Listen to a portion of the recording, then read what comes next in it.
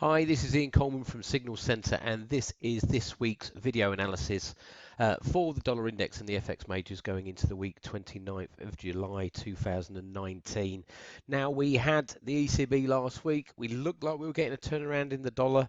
Hasn't really broken any important levels up to now, but I do still think it's about the dollar index. There's some warning signs on most of the FX majors that the top could be in place for the dollar index. And I think we're still going to see some choppy price action at the beginning of next week. It's probably a good time to look at the crosses, to be honest, until we've got a firm direction in this dollar index. So anyway, let's go to the charts. The thing I'm going to start off with first is the dollar index. This one we will break down all the time frames. So this one we've got the weekly chart. 5 waves to the downside, choppy, corrective manner, higher. Levels around this 61.8% fib continue to find some selling interest. Now, this is the one that we were interested in. Still looking for a head and shoulders pattern. This was that doji style candle, if you can see in there, that was produced on Wednesday. But we didn't get any follow through selling, and we've now seen sort of an attack on this trend line here at 97.89. Now we've got some selling pressure late on Friday, but is that really enough to say that we've got a turn in the dollar? I don't think so, but I'm trying to work out wave formations for that last leg to the upside. Corrective patterns are often in a combination of 5 and 3 wave patterns as far as Elliott wave is concerned. So here we've got 1, 2, 3, 4, 5 corrective 3 wave formation to the downside, and then bullish count again here. Got an evening doji star posted from the high on Friday, and again sometimes that highlights the top of a trend, but I believe we'll be pulling the trigger a little bit too early. I think we need a bit more follow through selling, if you like, in the dollar index to really start looking at selling dollar rallies as opposed to still buying dollar dips. So let's go to the majors, and this is all these warning signs that we've been talking about. This is the euro dollar. This is the daily chart. Are we forming a bullish reverse head and shoulders pattern? Left shoulder here, got sort of two heads here, and then this right shoulder. But look, Thursday's very large doji style candle highlighted indecision, but we haven't broken through any significant resistance levels as yet. We've got this trend line support at 112.45, continues to find some buying interest, but as far as we're concerned, this is a big level here. This is 111.60. That needs to be clearly broken for euro dollar to confirm a base and for it to continue to move to the upside in what we hope will be a decent pattern formation. Sterling dollar, and again we've got this sort of, are we buying into dips? So left shoulder, head, coming down the right shoulder, looks like a great free wave pattern again. Highlights a reversal pattern. We've got trend line support 123.73. A break of this level here, which is 125.29. Measured move targets up here at 127. So yes, we'd all like to buy in at what we think or believe are going to be the base of these currency pairs, but we've got no real confirmation, no real turnaround in cable as yet. Got some strong resistance here going into the beginning of this week, 124.67. And I think looking at euro sterling now, even though we had a good move to the downside after the ECB, that's been flipped again after the UK elections, and euro sterling is now starting to rally. So because we've got that euro sterling or the euro strength against sterling, you know, are we going to see a turnaround here? If we are, then we really need to see a turnaround in euro, because euro sterling is moving to the upside. So again, there's indecision, not much in the way of strong signals. This could be an interesting one, and I really do, out of all my dollar pairs, I think dollar Swiss and dollar CAD are probably the best two pairs to try and short at the moment for that dollar bearish scenario. And I actually managed to get a CAD yen long trade on Friday just because I want to play that CAD strength. And again, I'm just moving away from the dollar. So here we've got the daily chart. 1, 2, 3, 4, 5, down in 5. That would highlight that we're in a corrective formation higher. A full AB equals CD formation takes us up to here, which is again through that psychological one big figure around about 10050. Warning signs, we've got a 12 count on the daily chart. Now, if this is a corrective formation, then this pair should break this previous swing high, and that previous swing high comes in at 99.51. So at the moment, we're still short-term bullish. Do you see we've got these warning signs? We've got support down here this week at 98.70. It's actually at 98.72, sorry, our bespoke support. And then we've got this reverse trend line here at 98.77. So again, even if it's just at the start of the week, really should be looking at buying dips as opposed to selling into rallies. Dollar yen's a bit of a mess.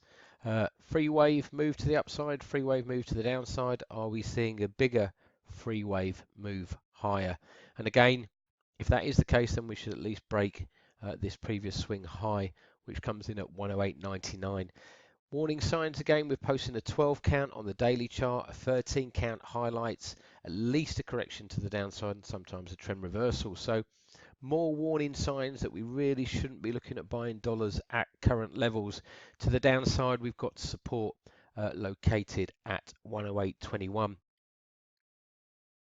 Dollar CAD, like I was saying, this is really probably one of my favorite pairs for getting short of the dollar, but we haven't had that strong signal as yet. What I like here is the bounce off that 161.8% fib level. Pretty mixed, pretty volatile. We've got a 38.2% fib retracement at 131.73.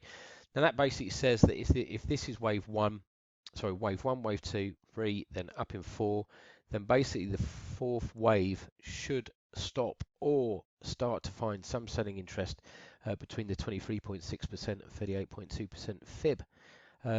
Just going to go here, which is the shorter time frame. That was quite an impulsive move to the upside, but we've got a decent rejection at the top. We've got our monthly bespoke support level at 131.85. You can see on Friday that selling pressure when we saw that evening doji star formation on the dollar index. That's also seen some follow through selling in dollar CAD. We've just started to move to the downside. So again, at the moment, probably still buying into dips around about this level, but also selling into rallies. Pretty mixed picture. Aussie dollar, even though we caught this formation, I don't think we really made the most of this last week. It's been a very strong sell-off. It's a wedge pattern. We've hit the base or the target level, the measure move target for that wedge formation late on Friday. We've broken the 261.8% fib. We'll just go up here, go on to settings. What am I doing?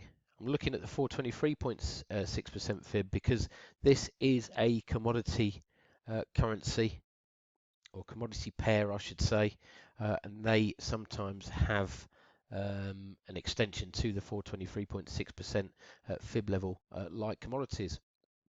But again, we've posted a 13 count. We can see the 13 count up there that told us to sell. We've now got a buy count, which is telling us that this trend is probably coming to an end. To the upside, 69.60 is strong resistance at the start of the week. Are we going to make a very large head and shoulders pattern? Head, left shoulder, this being the neckline possibly, moving up, right shoulder, and then move to the downside. At the moment, pretty mixed picture for Aussie dollar. I want to start this pair here. And again, when we were talking about euro, okay, euro sterling looks pretty strong now again. Euro yen looks pretty strong again. And you know, we're holding on to that neckline, or that right shoulder I should say, in euro dollar. So really, out of all the sort of currency pairs, or the crosses are telling us that we should probably be getting long of euro as opposed to any of the major currency pairs at the moment.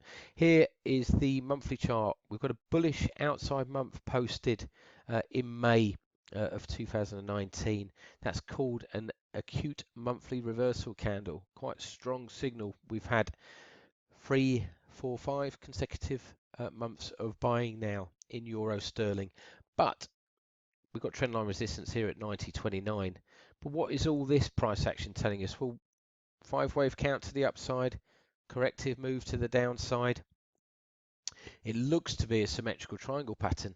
Now, if that is correct, then that bias is still to the upside. A triangle after an initial rally could be seen as a pennant formation. So this time frame is really saying to us that we should break higher. And if we do break higher, then obviously these previous swing highs are going to be pretty important, around about 93, the figure.